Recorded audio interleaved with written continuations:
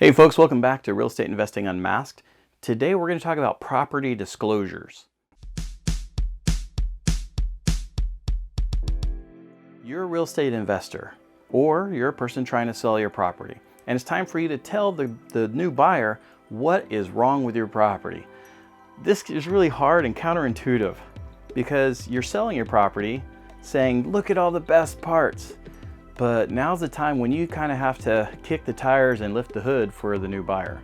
There are some limits on what you have to do. For instance, if you've bought this property and you invested in it and you fixed it up and you did all kinds of things, but you never lived in that house, in most states, that means you're A-okay to say, I have nothing to disclose. I've never lived in this property. I don't know what's wrong with the property. If there is anything wrong with the property, you're gonna have to rely on your own inspections. So that's one of the benefits of being a landlord where you've been renting out the property nonstop, is that you can say, I don't know.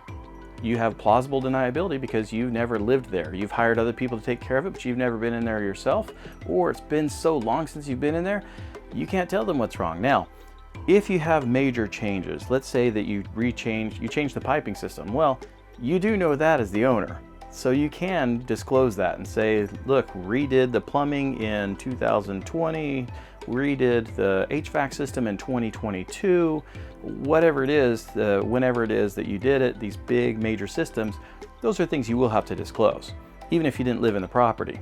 Let's say that the house floods every year. You're gonna have to disclose that. So there are some huge major property disclosures you have to give up.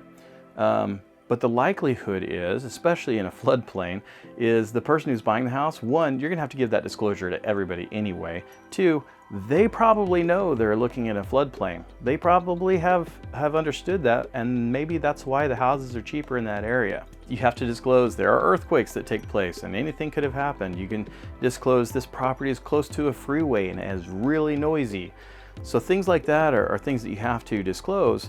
Now, if you've lived in the property and you've lived in it within recent past, you have some obligations. You got to tell them what's going on. What did you change? Did you adjust the way the drywall is? Did you tear it out and put in a new sheet of drywall? Some small things you don't really have to worry about, like I painted the walls. That's not really that necessary, unless you're in an area like a historical area where paint actually is important. Removed lead paint, that would be a huge disclosure. That would be awesome to hear from the buyer side that you remediated lead. So there are some property disclosures you are going to want to share with them. Anything that buoys the property up, obviously, go ahead and put that in there. If it's something that's terrible and brings the property down, unfortunately, you still got to share it if you know it. And that's the thing is if the buyer can prove that you knew that there was a problem with that property when you were selling it, and they got it and they took over your headache, and they're like, they knew about this, they must have known about this. If they can prove it, then you could be in a world of hurt. So make sure on your property disclosures that you do tell them everything you did. Now I'll give you an example. When I bought my very first property, this was almost 20 years ago, I did everything without permits. I fixed everything myself, and I bought it for $108,000. I sold it for $274,000 just a year and a half later, 2 years later. And I identified everything that I did.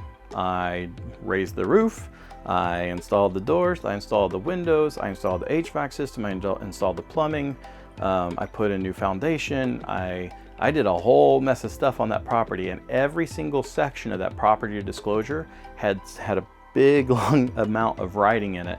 And the people still bought it because there was a real estate fervor at the time when I was selling it, and anybody and everybody was trying to buy up as much property as they could.